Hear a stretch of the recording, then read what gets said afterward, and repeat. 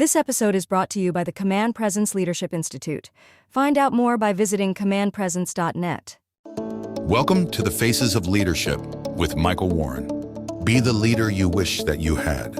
Hello, everybody, and welcome to the Faces of Leadership podcast, where we believe that leadership is about two things: people and actions. We talk with leaders from across society who are stepping up to do what they can, where they are, with what they have. The question is, what can we learn from each other as we strive to be the leader we wish we had? Hello, my name is Michael Warren, and I'm your host.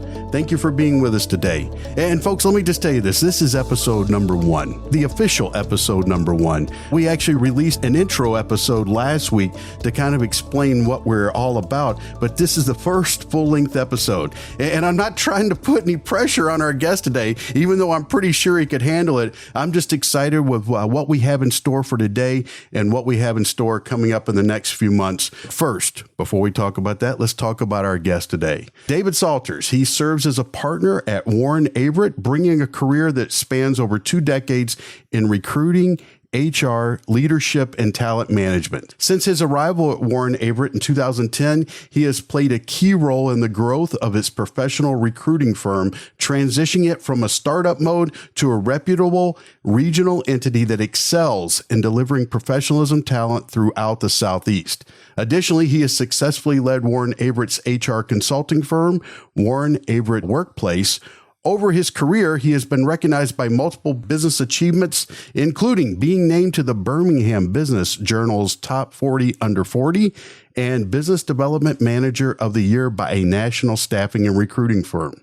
Today, he is recognized as a sought-after public speaker, certified coach, and trainer. His presentations often focus on labor market trends affecting employers, providing unique insights into how companies can enhance their recruitment, retention, and workforce development strategies. David stands as a valuable resource for organizations seeking practical guidance in navigating the complexities of talent management.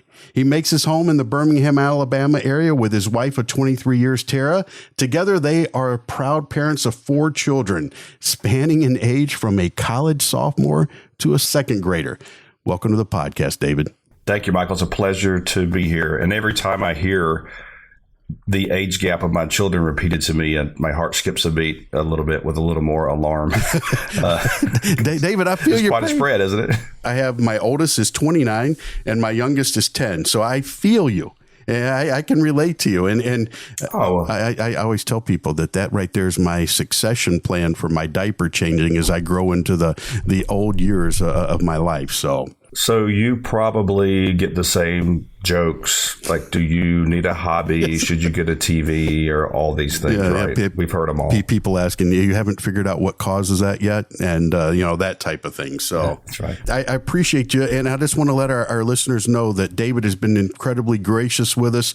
We were originally supposed to record this episode last week, but I had a family event happen.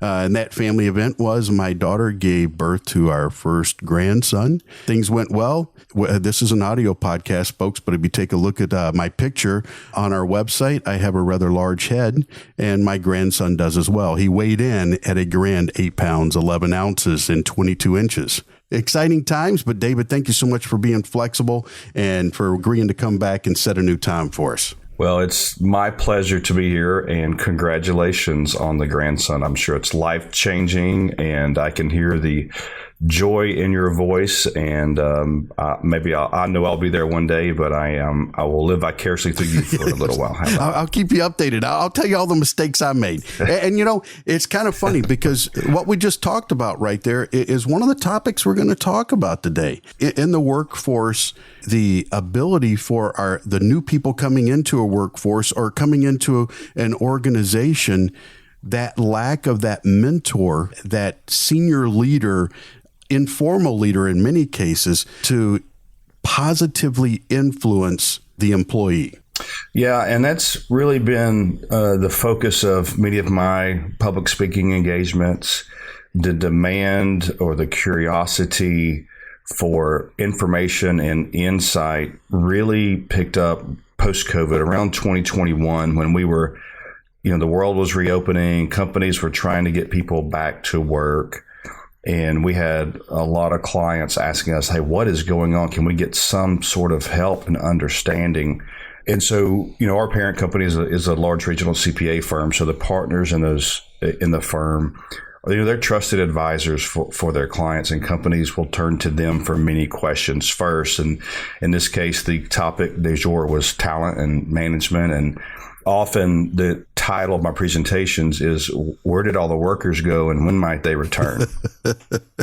And that was the question on people's mind. And when you deal with accountants, you're best served to speak their language. And so I tried to start with data, and that I could share with our clients. And, there's a lot of data available out there. And I started digging in, and Michael, the story that this data told was a remarkable story. And you dig in, and it helps explain why we see what we're seeing, the challenges, as you and I will dig in a little bit deeper with today. There's a root cause, that's right, behind it, that creates, we both just said we're fathers, but the workforce and the environment that our children will be entering, soon, that your daughter's already in, and it's wrought with complexities that even you and I didn't have to face.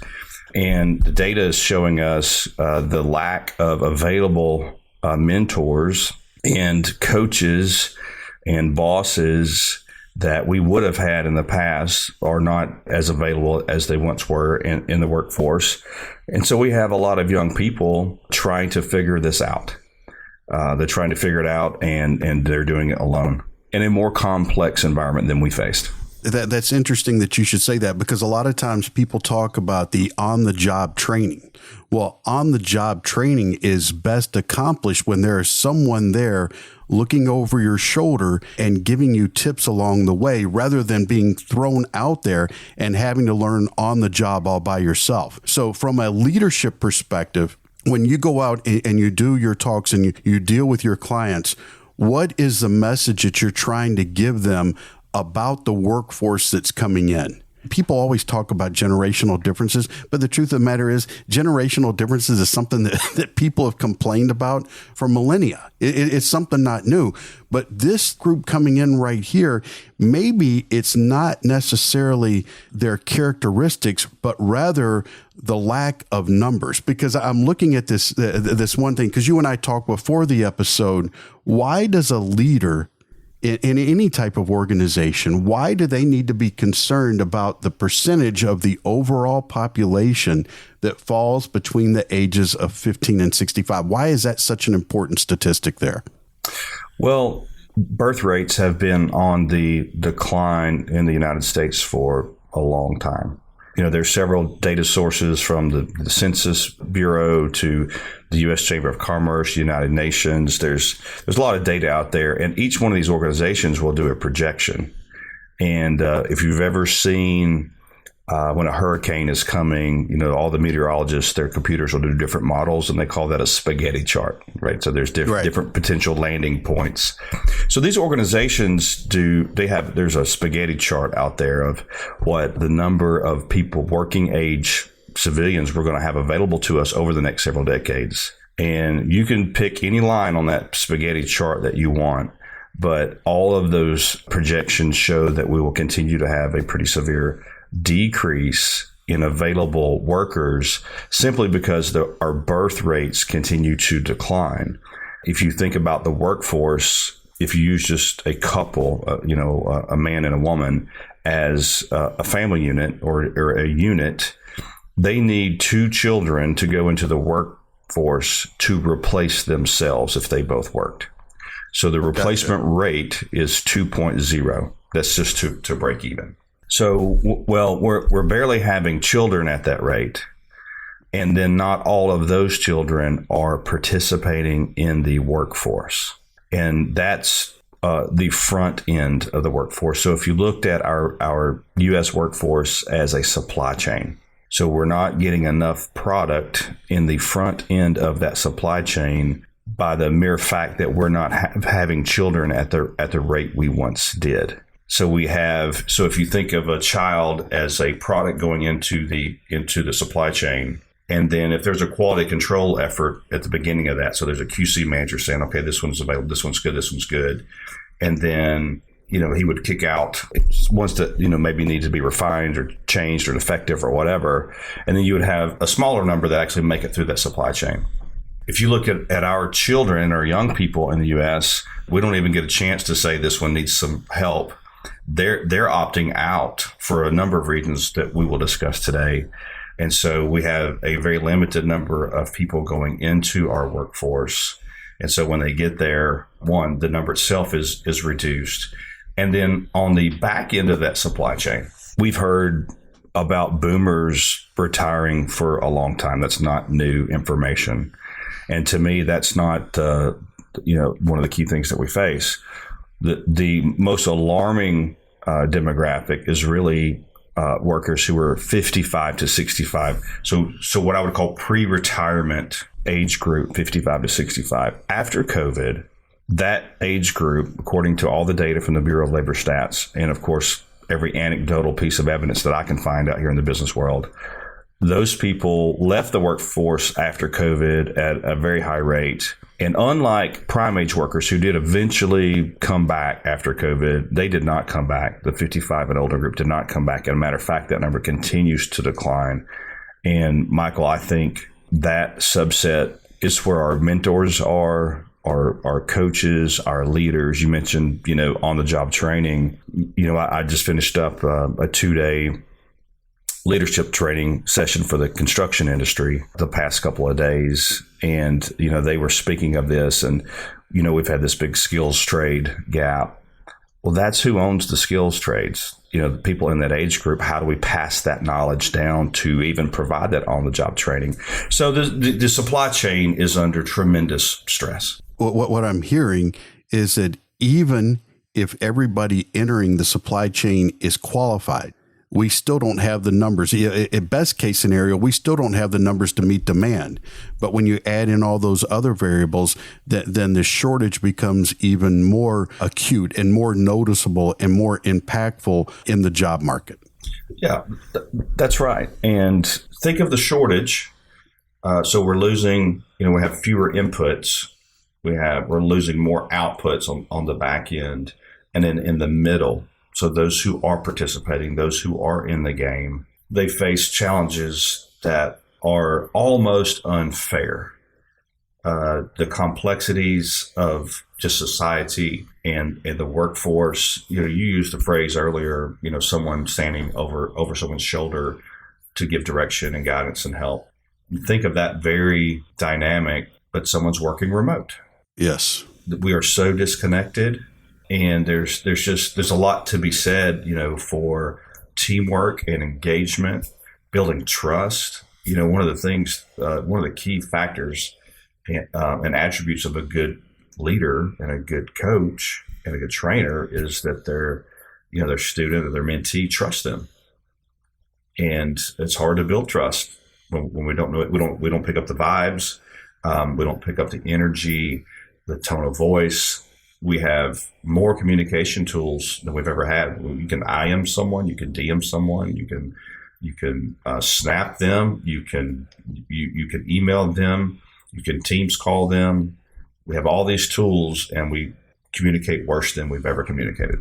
That's a great point. And so my background is in law enforcement, and I can remember when I was assigned as a detective. And so in our detective section, we had these cubicles where everybody had their little individual offices. But often the breakthroughs came if I was struggling with something. I could stand up in my cubicle, talk over the wall to another detective, and that synergy that was formed, that's when things happen. And when you're doing it remotely, it's inconvenient. No matter how good the communication channels, the technology is, it's inconvenient to go and communicate with those people, and it's lacking the emotional component. And emotions are often looked upon as bad, but that's where relationships are built. Those connections are built. I trust you because I think you care about me. I trust you because I believe that you have my best interest in heart. And here's the other thing. Without that middle group that we're talking about, I trust you because I believe you're competent. If you're on the same level as I am, I have trouble trusting you because what do you bring to the table that I don't? Your example of being in the cube farm there and having that teamwork dynamic and collaboration. One thing that I would trust, and I could only gain this trust from you, Michael, if we had worked together and if you were honest, is if I were working a case and I wanted to take your advice. One of the things I'm going to look for is when you say, trust me, I've done this wrong before, and this is what I did wrong. That is so valuable. And because I was with you in that work environment for a while, I know about this story. Remember when I did this? Trust me, don't do that. Right. That's gold. That's gold. And the time and the heartache and the mistake and the collateral damage you could have saved a young detective. That's what we're missing in many cases with this, between the communication gap and just this age group of potential mentors that are just not with us in the workforce any longer. It's interesting to me. My dad was an electrician, and you just presented at this construction conference. Mm-hmm. And there's a big push right now, and I agree with the push to push people into the trades because the trades are lacking skilled workers. And I think that's good advice.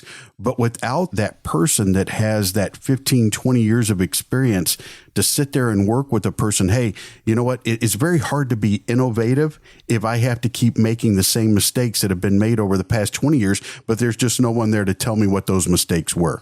Yeah. And how many stories exist out there, especially in construction? And, I'm no construction specialist, but my first job after high school was in construction. I was just a general labor guy. I wore a hard hat and boots. And Michael, what a treasure trove of wisdom and characters out there. And, their delivery of information on teaching and mentoring. It's camaraderie. There were jokes, and some of them, I might have looked at and said, this crusty old guy, he couldn't, what does he know? And it's, it's almost like a movie scene where, the old standoffish, stoic, older person who you may even think is, grumpy ends up just being a tremendous mentor for somebody. I'm so disappointed that, we're losing those people because it's magical to have that type of person around. And they're not perfect people. We understand that. But that's the area where I personally feel a calling to help people in the middle as they grow and develop at this leadership training that happened earlier this week. Everyone in the room was there as a volunteer. They wanted to be there. It was so life-giving. It's so much energy to see everyone in the room, and they wanted to learn, and they wanted to grow, and they wanted to develop. And I was very glad they called on me. It's very flattering.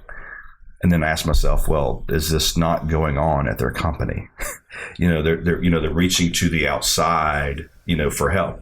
That's what happens when we don't have that middle layer there. When we don't have that, it stops happening in an organization, and the organization suffers as a result. And the problem is, if you couple that with the labor shortage and the competitive environment that our businesses exist in, man, that can be fatal to a business if we don't have that development.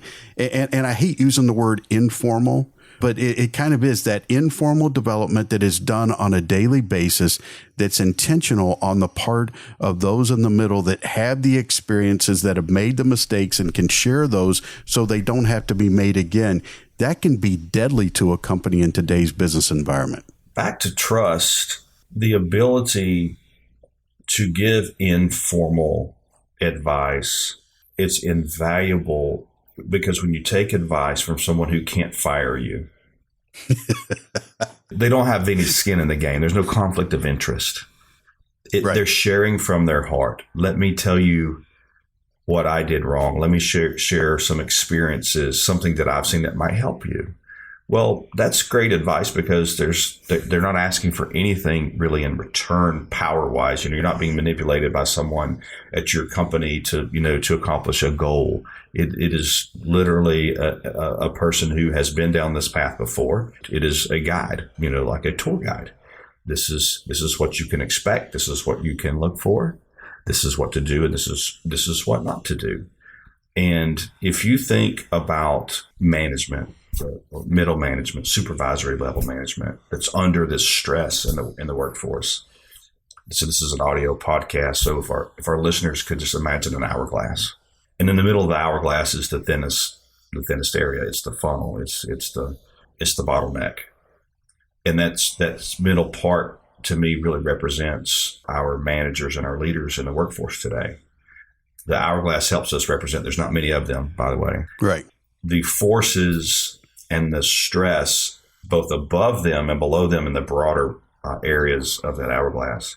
So, for example, below them, they have work product. They're going to have to get their work done. They're managing people.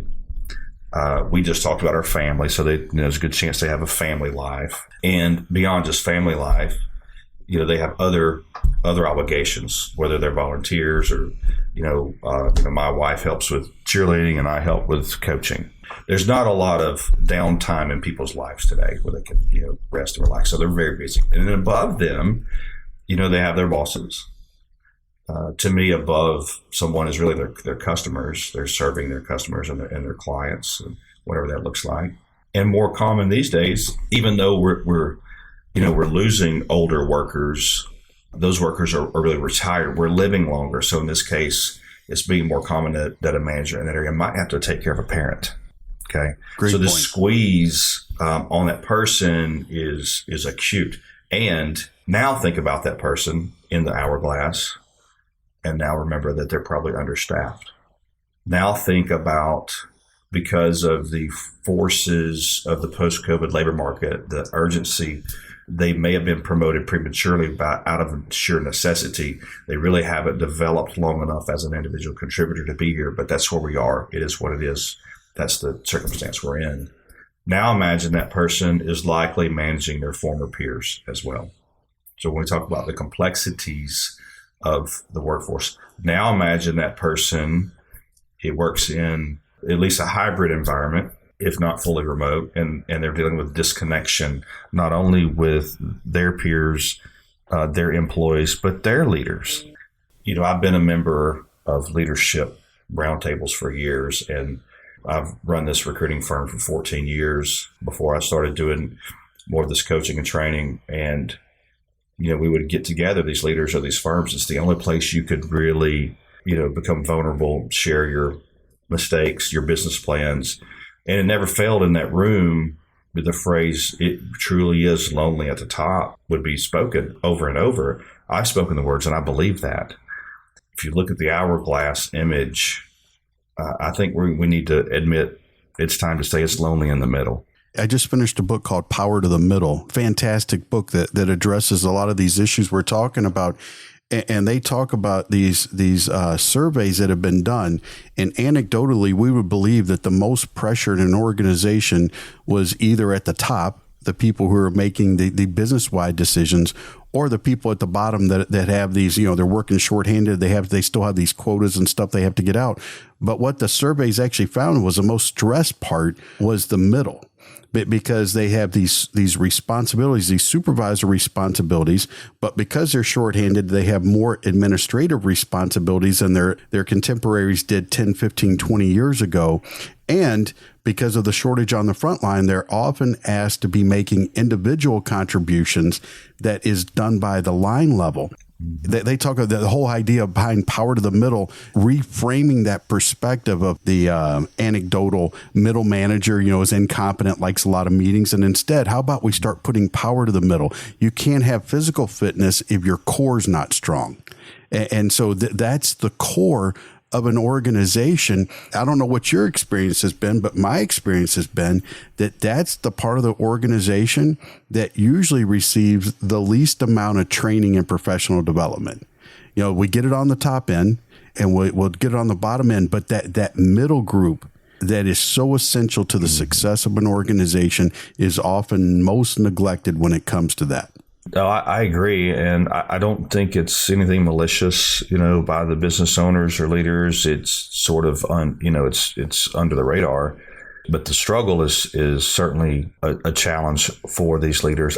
Yesterday and the day before, when I was with the construction group, that very dynamic was spoken. These leaders, and many spoke of how many hours they work. And remember, they volunteered to be there. So these are natural leaders.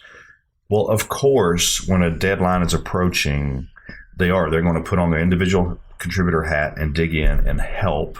So the old saying is, now that instead of working, on the business, now they're working in the business. And yeah, they're gonna pick up a tool, a shovel, a phone, whatever it takes to get the job done. And our time is a zero-sum game. So the time that our managers and supervisors are taking to accomplish individual contributor tasks is time they're not leading, and they're not working on either business development or training, software implement, whatever it is that they're tasked with doing to further, the goals of the organization. They're not able to do because they're actually performing work tasks due to shortages. Or one of the common, phrases or, some of the feedback that you will hear is maybe complaints about the motivation of some of our younger workers. It is a little ironic. I would say the average age in my group yesterday was early 30s. They joke that they used to hear that complaint about their generation and found it offensive. And now they're singing about the early 20s that they're relying on. And so, the leadership part, it takes a back seat to just getting the job done because there's deadlines and there's budgets and there's pressures. The old saying, we've heard this for a long time. It's never been more true.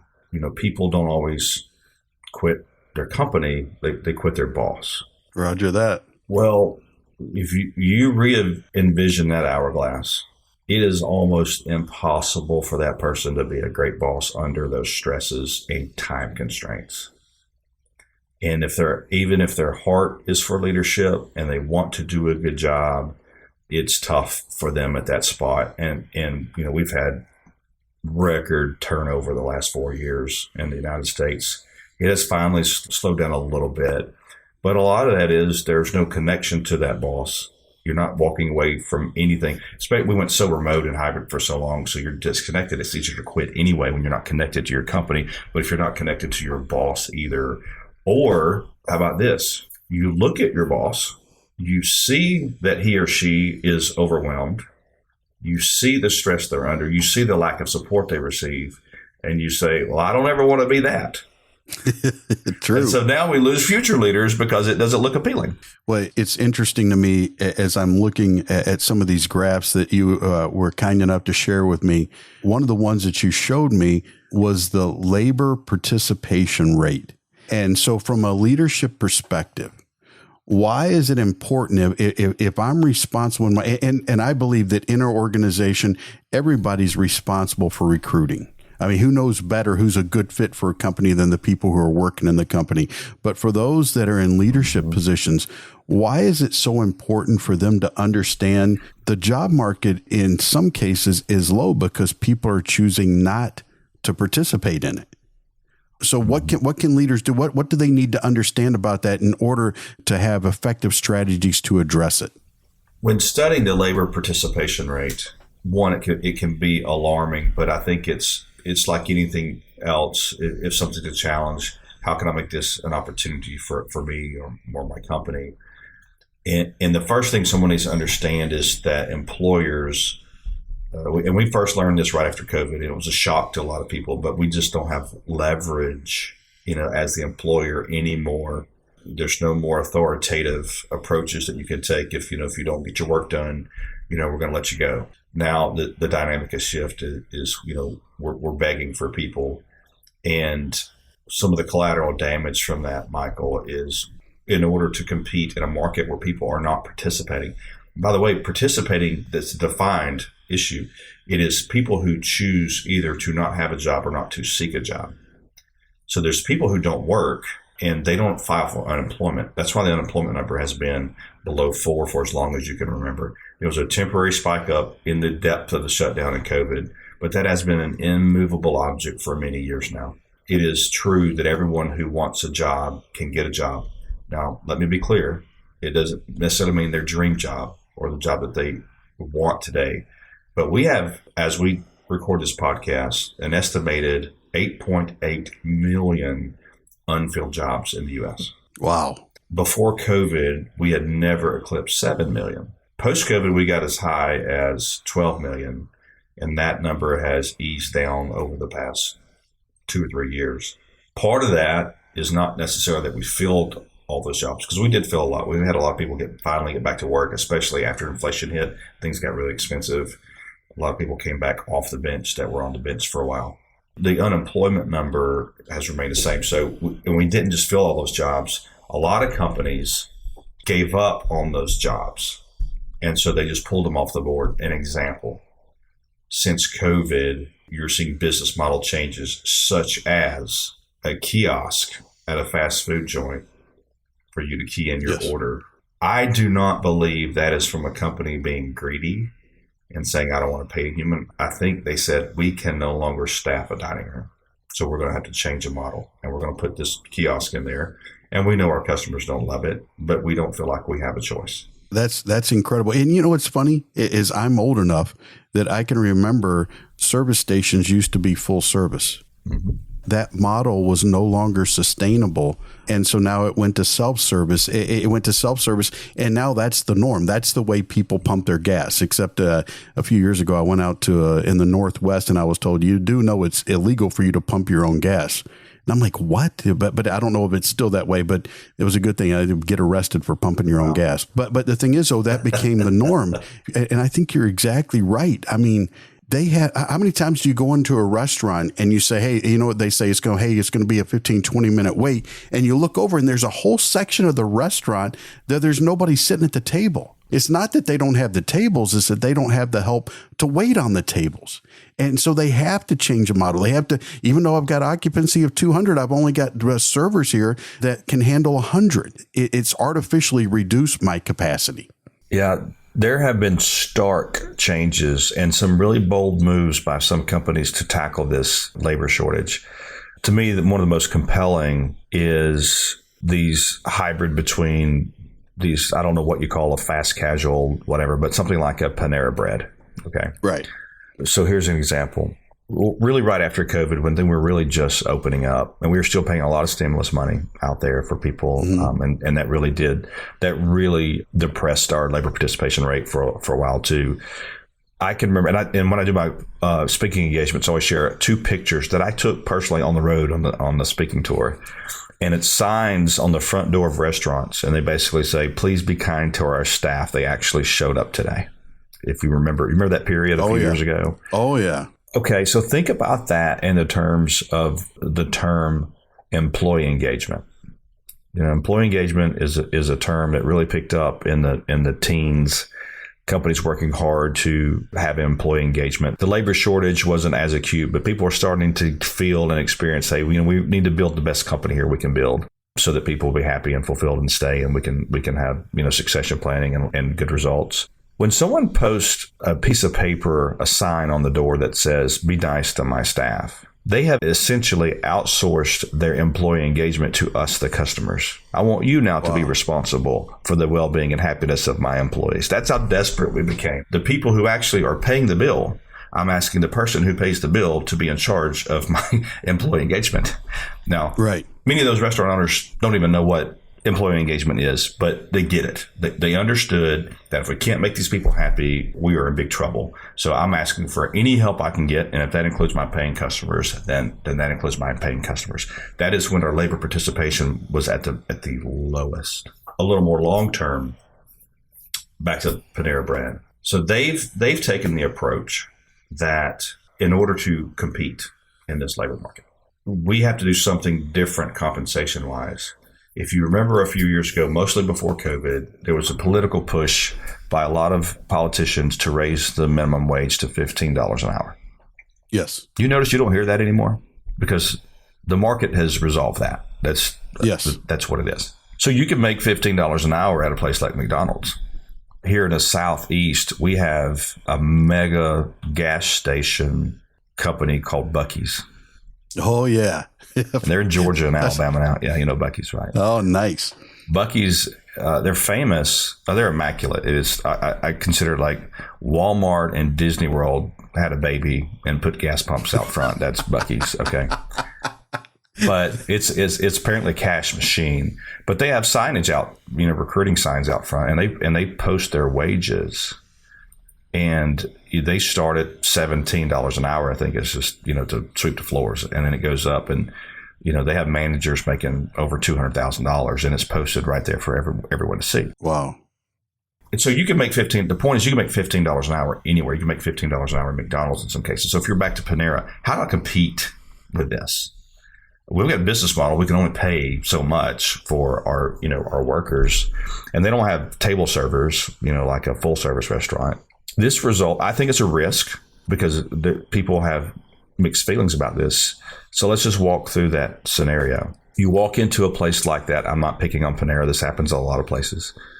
And you give your order to a clerk at the front desk. Well, we already know due to inflation, it cost a lot just to get something that was likely microwaved. Let's just be honest, right. Behind the counter there. So you're paying a lot. And then because it's awkward for everyone, the clerk refers to what's going to happen as if this is a person. It says, hey, the screen is going to ask you a question.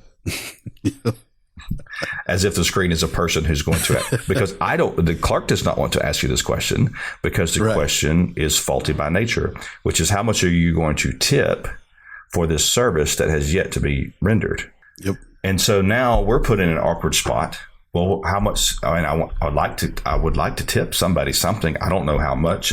So what do I do? And then you've got percentage choices. And there's a line, so now you're on stage and the pressure's building. You're looking at this clerk right in their eye. I personally don't appreciate these restaurants putting me in that position. I will tell you it's awkward. So what I've tried to do now is carry more cash, and I'll tell the clerk I will tip cash at the end of the experience. Okay, right. Don't always have cash on me, but when I do, I try.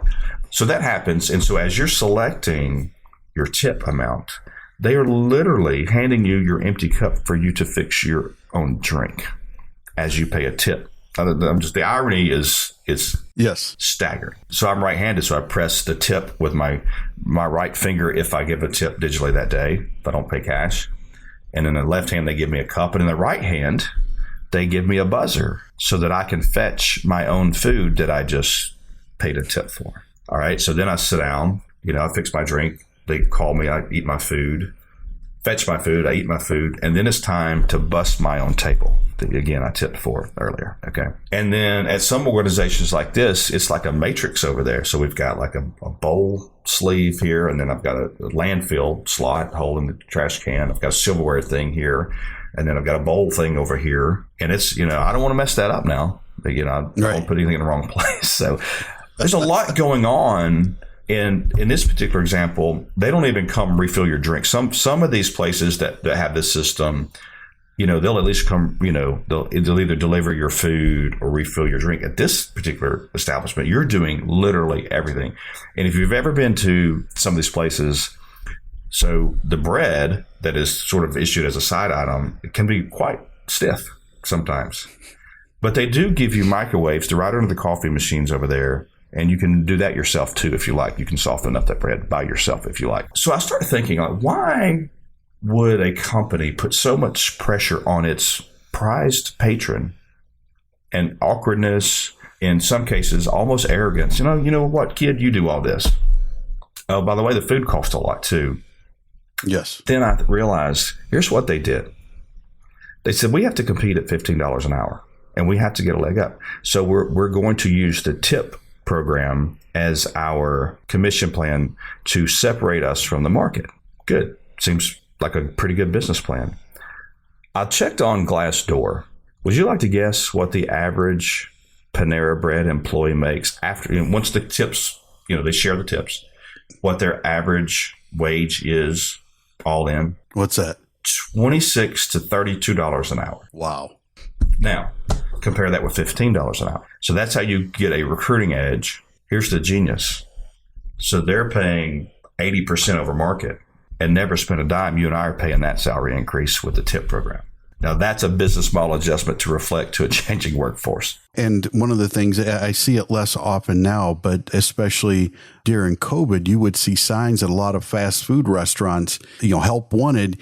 And it even got to the point where they were saying, we pay you daily. So you didn't even have to wait for that paycheck in the future. It's that immediate gratification, but it completely removes any real incentive for the worker to come to work tomorrow. I've already gotten paid for what I do today, but I know that they're so short-staffed that even if I don't show up tomorrow, they'll probably still have me back the day after if I choose to. As we're wrapping things up, that's kind of what I want to ask you from a leadership perspective. It is a competition. The word you use, you're competing in the labor market for a reduced commodity. If you could go and you could talk to the leadership in an organization about staffing, what advice would you give those at the top of the organization in order to be more competitive in the environment? And what would you talk to the middle manager about, those folks that you say that we're lacking that have that type of impact? What would you tell them? If you could only just tell them one thing, what would you relay to them? Well, from the recruiting standpoint, one, the wage game, that's going to be a never ending game. So, if I can pull the wages, from my data, and they've been increasing forever, and they will increase forever. Paying proper wages or competitive wages, that's simply a ticket to the game. I will tell you, if you don't pay competitive or market wages, you can't even get in the game. So the wages are simply your ticket in, and then you have to check that box and make sure you're reviewing your comp information at least yearly. That's simply the ticket in the game. And there is no such thing anymore. We used to see this where people would say, well, there's opportunity here. Well, if you show us you work hard, then you'll get paid market. No, that is not, looking back. We have gas stations that are outdoing you. Don't get beat by a gas station on wages. Okay. So that's just the ticket, the ticket to the game. Once you're in the game, if I were listening to this podcast, I would look at my organization and think about that hourglass image, and I would seek out every person in my organization that I could. One, they need to know that I know that they're the key to our success and that I care about them. I am not going to speak words. I am going to actually invest into them. I'm going to get them trained, developed. I'm going to make sure they get their vacation time, to get a breather, to take a step back, do what I can to prevent burnout from that person, because that person will develop your next generation of leaders. And it's just not going to be possible. I would find myself on a mission to find everyone I could in that squeeze of that hourglass.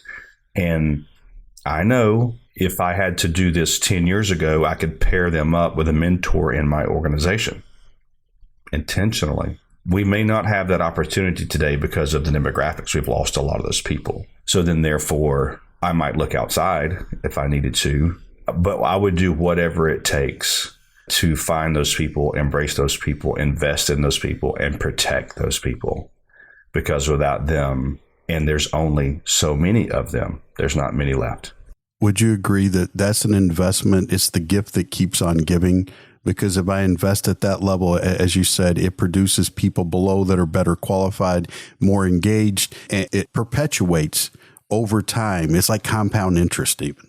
Absolutely. Exponential results, and maybe exponential collateral damage if you don't.